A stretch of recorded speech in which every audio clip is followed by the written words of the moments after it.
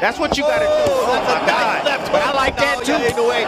And then he starts to pour it on. You can hear the thudding shots from Naoya Inoue. And down goes Joon. Be careful what you ask for. So another devastating knockout for Naoya Inoue in round 4. Knocks out Kim. And another good performance. And we're really going to break that down in this video. Before we get started, as always, please remember to like, share, and subscribe to the channel. So yeah, another outstanding performance from Naoya Inoue, a fighter that I've said on numerous occasions is my pound for pound number 1. I think you can have an argument for Usyk. I think you can have an argument for Inoue. But I think it's really between those two. As for Inoue's performance, I thought it was another very good performance. I think his counter-punching looked very good. Unfortunately for Kim, he asked for it. And, that's the wrong fighter that you put your hands down in front of and really ask them to hit you. The power's there. I don't know how many knockouts in a row this is now for Inoue. So he's really, really starting to come into his prime now. I think probably this year and the next year will probably be the prime years of Inoue. And he's had some outstanding performances at 122 pounds.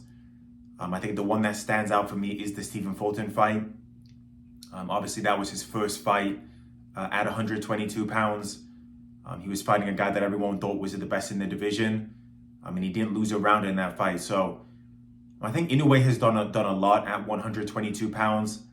Obviously, he retains his undisputed title. So really, I think there's only one fight left. MJ Akhmadaliev already called out Inoue right after the fight, and said that's a fight that he wants. And it has now come to the point where the WBA actually is going to look to strip Naoya Inoue if he does not take the MJ fight. So hopefully, that's the fight that we can get next. I think that's a fight that, a lot of people are interested in. Obviously, MJ, has got a big promoter in Eddie Hearn. So let's see if that fight does happen. And I don't think it's something where Inoue is scared of MJ. I don't think that at all. I think it's just, there have been some other fights and he's gone a different route. Like I always tell people, if Akhmadaliev beat Marlon Tapales, then that fight would have happened. Obviously, Marlon Tapales won that fight, and that's why Inoue fought him to become undisputed. So, yeah, it's going to be very interesting for Naoya Inoue, what he does moving forward. He mentioned the fact that he is going to look to fight in Las Vegas. Obviously, this is someone that's now an ambassador of Riyadh season. So I think we're going to see Naoya Inoue on some of these Saudi cards, which is going to be amazing. Okay, that's going to be amazing because these cards are already very good. Add Naoya Inoue to the mix, it really makes them even better. So yeah, let me know your thoughts, obviously, in the comments below. 2025 has just started, so obviously, so far this is the best knockout of the year. It's a really savage, brutal knockout from Inoue. As for Kim's performance, I don't think it was too bad. He's a southpaw. He came to fight.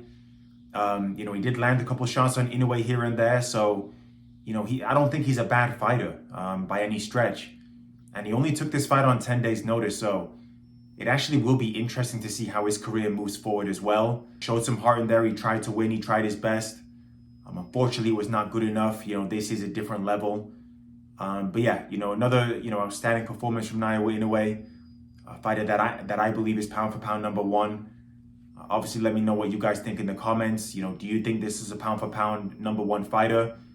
Are you ready to see the Akhmadaliev fight?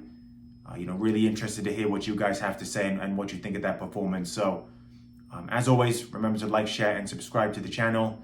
And I will see you guys on the next video.